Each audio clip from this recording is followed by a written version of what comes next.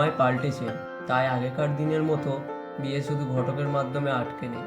বিভিন্ন app, website, social media এসব জায়গাতে বিবাহের অনেক খবর দেখা যায়। সময় পাল্টেছে, তাই পাত্রপাত্রীরা শুধু পরিবারের কথায় বিয়ে করতে চায় না।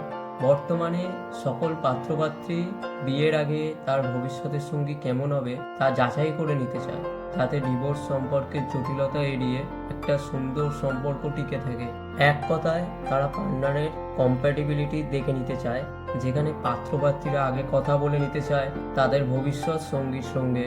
দুজনে কথা বলে ভালো লাগলে তারপরে বিয়ের দিকে তারা এগোবেন। তাই আমাদের চ্যানেলে পুরনো সেগমেন্টের পাশাপাশি একটা নতুন সেগমেন্ট চালু করা হলো।